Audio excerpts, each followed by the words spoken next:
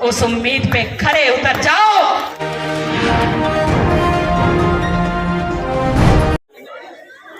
बाबा साहेब को जब भारत का संविधान लिखने का मौका मिला तो बाबा साहेब कैसे भारत के संविधान को लिखते थे, ये घटना सुनकर मैं अपनी बात को खत्म करूंगी। जरा इसे ध्यान से सुनना।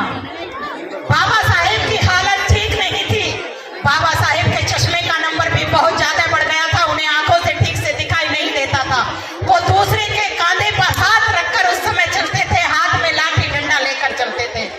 जब बाबा साहेब के पास संदेशा आता है, पहले तो नेहरू जी ने कई विद्वानों के पास जो कई देशों का संविधान लिख चुके थे, उनके पास अपना एक दूत भेजा और उनसे कहा कि जाओ वो हमारे भारत का संविधान भी लिख देंगे। जो कई देशों का संविधान लिख चुके थे तो उन्होंने कहा कि नेहरू जी से जाकर कह देना कि भारत का संविधान लिखना मेरे वश में नहीं है। अगर कोई भारत का संविधान लिख सकता है तो वो भारत में ही एक शख्सियत है और उसका नाम है डॉक्टर भीमराव अंबेडकर। बाकी किसी में दम नहीं कोई भारत का संविधान लिख सके। जब नेहरू जी का दूत बाबा साहेब के पास आता है तो बाबा साहेब की हालत ठीक नहीं थी। वो कहते हैं कि नेहरू जी ने संदेशा भिजवाया है, वो आपसे कुछ बात करना चाहते हैं, ये पढ़ो, आपसे भारत का संविधान लिखवाना चाहते हैं। तो बाबा साहेब मना कर देते हैं कि मेरा स्वास्थ्य ठीक नहीं है। लेकिन जब आपके मसीहा सोने के लिए जाते हैं तो रात को उन्हें नींद नहीं आती। वो ये सोचते हैं कि मैंने जो जीवन भर लड़ाई लड़ी है, मेरे जो बच्चे कुर्बान बलिदान हो गए, मेरा सारा जीवन जर्जर हो गया, मेरे समाज के लाखों लोग बलिदान हो गए। अगर ये भारत का संविधान दूसरा कोई एक ऐसा आदमी लिखेगा कि मैंने जो लंदन में अपने लोगों के अधिकार लिए हैं, अगर वो अधिकार भारत के संविधान में सुरक्षित नहीं किए गए तो मेरी सारी मेहनत मिट्टी में मिल जाएगी। और उन्होंने ये सोचकर कि आने वाले समय में अगर मैं सिखों की बात करूं तो उनके पास उनका ग्रंथ है गुरु ग्रंथ साहिब, और अगर मैं ईसाइयों की बात करूं तो उनके पास उनका भी बाइबल है, अगर मैं मुसलमानों की बात करूं तो उनके पास उनकी कुरान है, अगर मैं हिंदुओं की बात करूं तो उनके पास भी उनके धर्म ग्रंथ है। लेकिन जिन लोगों के लिए मैंने लड़ाई लड़ी है जब से मैं पैदा हुआ और अंत तक ये लड़ाई लड़ता चला जा रहा हूं, अगर ये मेरा समाज आने वाले समय में गर्व करेगा तो क्या बात कहकर करेगा। इसलिए मैं अपने समाज को ऐसा ग्रंथ जरूर देकर जाऊंगा, इस भारत को ऐसा ग्रंथ जरूर देकर जाऊंगा कि ये मेरा समाज तो समाज पूरा भारत ये डॉक्टर भीमराव अंबेडकर पर गर्व करेगा।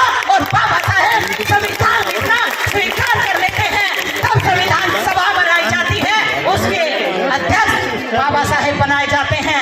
7 लोगों की कमेटी बनाई गई, लेकिन 6 के 6 किनारा कर गए, अकेला भार बाबा साहेब पर आकर पड़ जाता है। मैं तुम्हें ये बताने की कोशिश कर रही हूँ कि जब बाबा साहेब सर्दियों में इस संविधान को लिखते थे जिसके फल हम आज खा रहे हैं, हमें एहसास भी नहीं है। बाबा साहेब एक कमरे में बैठते थे और जब सर्दी पड़ती थी तो एक रस्सी लेते और रस्सी का छोर एक पंखे से बांधते तो दूसरा अपने पैर से बाबा साहेब बांध लेते थे। लकड़ी की कुर्सी बाबा साहेब ने ली और उस पर कीले बाबा साहेब ने ठोकी। क्यों? कई दिनों तक बाबा साहेब इस भारत के संविधान को लिखते थे। उन्हें डर था कि अगर ये भारत का संविधान अधूरा रह गया तो ये मेरे 7 करोड़ अछूत बच्चे अनाथ हो जाएंगे। अगर मुझे नींद आ गई तो ये संविधान अधूरा रह जाएगा। इसलिए बाबा साहेब कई दिनों तक इस भारत के संविधान को लिखते थे। जब उनका एक हाथ छट जाता था तो बाबा साहेब दूसरे हाथ से इस भारत के संविधान को लिखते थे। ये खूबी भी केवल आपके मसीहा बाबा साहेब के अंदर थी। एक दिन बाबा साहेब के सेवक थे जिनका नाम था नानक चंद रत्तू जी, बहुत सेवा किया करते थे बाबा साहेब की। बाबा साहेब की तबीयत उस दिन कुछ ठीक थी। उन्होंने कहा कि साहब अगर आपकी आज्ञा हो तो आज मैं अपने घर हो आऊं, अपने बीवी बच्चों से मिलाऊं। बाबा साहेब ने कहा कि ठीक है रत्तू, तुम सुबह जल्दी आ जाना। अपने आप में और बाबा साहेब में अंतर देख लेना। जो लोग आज बाबा साहेब का नमक खा रहे हैं, गुणगान दूसरों का कर रहे हैं, उन्हीं बाबा साहेब को देखना। रत्तू बाबा साहेब के लिए चाय और खाना रख कर जाते हैं और कहते हैं कि साहब आप टाइम से खाना खाना, चाय पीना, मैं सुबह जल्दी आ जाऊंगा। बाबा साहेब कहते हैं कि ठीक है रत्तू, सुबह जल्दी आ जाना। सुबह रत्तू आते हैं, चाय का कप रत्तू के हाथ में हो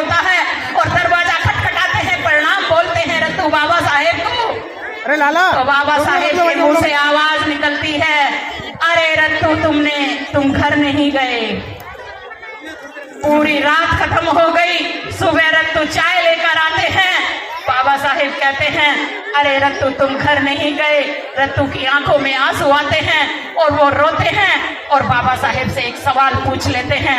वो कहते हैं कि बाबा साहेब, आखिर आज मुझे आप ये चिंता बताओ, आखिर वो ऐसी कौन सी चिंता है जिसके लिए आपको ना दिन का पता चलता है ना रात का पता चलता है। आपका शरीर दर्द से कर्रा रहता है, लेकिन आप फिर भी इस भारत के संविधान को लगातार लिखते रहते हो। कब दिन हुआ कब रात हुई बाबा साहेब, आपको कोई नहीं पता। तो रोते हैं रत्तू और कहते हैं, बाबा साहेब कहते हैं कि रत्तू मेरे पास टाइम नहीं है, मेरे पास टाइम नहीं है रत्तू। अगर ये भारत का संविधान अधूरा रह गया तो ये मेरे 7 करोड़ अछूत बच्चे अनाथ हो जाएंगे। कोई दूसरा भीमराव अंबेडकर भारत में पैदा नहीं होगा, वो इनके अधिकार नहीं दिला पाएगा। और सल्यूट मारता है रत्तू बाबा साहेब को, कहता है कि धन है ये भारतवर्ष बाबा साहेब, जहां आप जन्मे, और धन्य है ये रत्तू जिसे आपकी सेवा करने का मौका मिला। ऐसे थे आपके मसीहा बाबा साहेब डॉक्टर B.R. अम्बेडकर।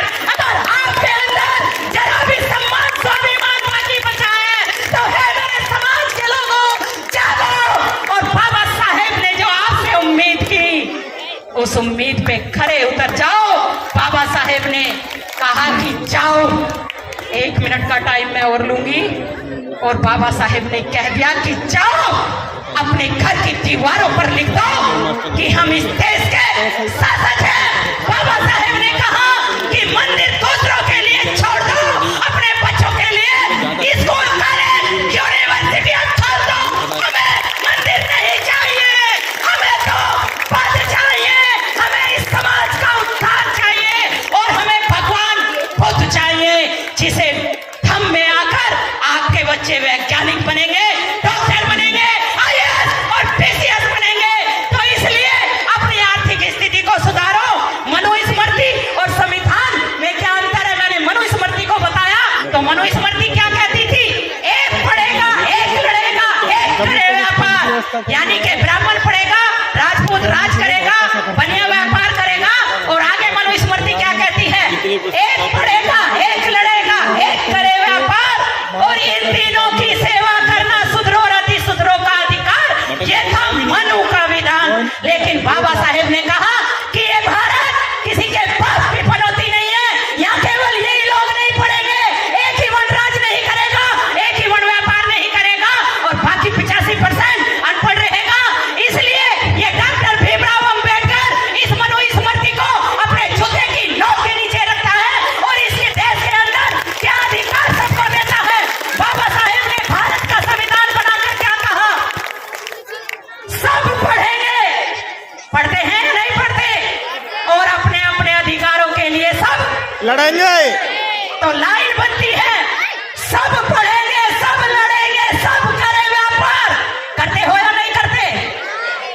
तो संविधान की लाइन होती है, सब पढ़ेंगे सब लड़ेंगे सब करें व्यापार और अपनी अपनी सेवा सब करेंगे।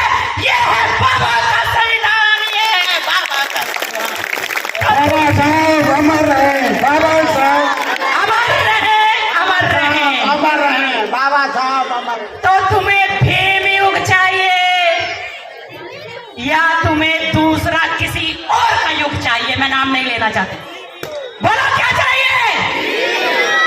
तो कहो हम भीम युग चाहते हैं, हम भीम युग चाहते हैं और हम इस संविधान की रक्षा